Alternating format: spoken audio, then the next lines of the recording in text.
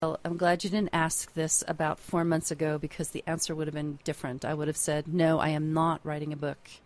But I think, no, I know I am going to write a book, but it's not going to be for about 4 or 5 more years. I'm going to wait until this mess that we're in, this next version of perceived Christian persecution, we will work through this. It'll pop up somewhere else. It always pops up somewhere else. But this will modulate in a few years. And what I will do is exactly what I did with the first book. So it'll be like a volume 2. I'll look back from that point back till about 1990, and I'll put those pieces together.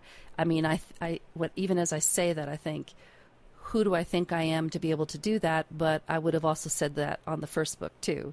So I just think to do a continuation, to record this action and reaction of, I think one of the worst things the church ever did, the conservative church, was get in this terrible, unholy alliance with politics.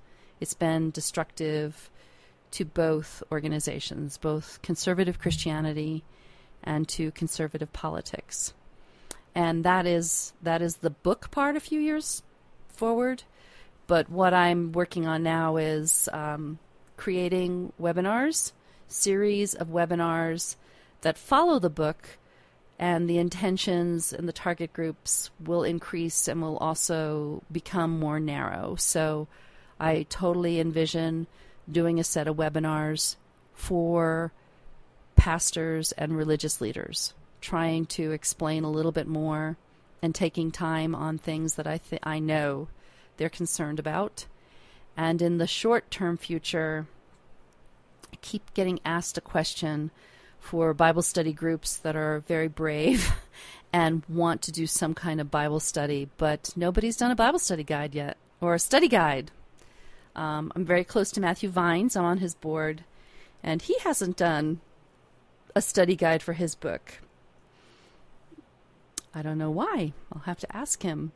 And Justin Lee's doesn't lend it to it, but Professor Brownson's might.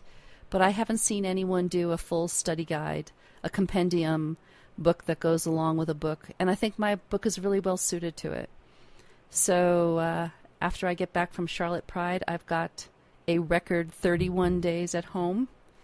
And I'm going to plant myself probably in Barnes & Noble and go through what study guides look like, and also read how study guides are constructed, because I haven't done this, but you know what? I never wrote a book before this either. And I'll create a study guide, because there will be a time in the very close future, certainly not a year out, where churches are going to be compelled to go through this information, and I just want to gently take them through that discovery process on their own and come to their own conclusions. But I'd like to guide them with what I've learned. So that's where I'm going. Speaking, lots of speaking. Anytime anyone invites me in, I can tailor the presentation to completely secular, to pieces of this, to a quick overview.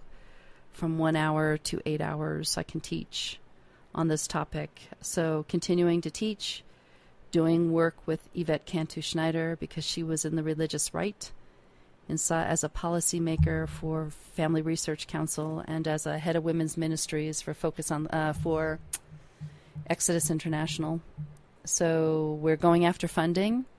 We're trying to get grants for operational costs, but we're moving forward doing work because we're both compelled to do this work, educational and healing work.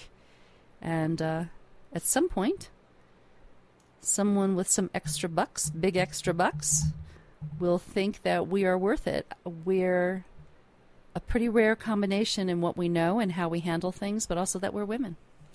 And I think women bring a different voice and tone to this, and women should be having this conversation at the front. I don't see it happening because this issue of what we think about, especially male homosexuals, is completely tied to the social and sexual status of women through history. So why not women to talk about it?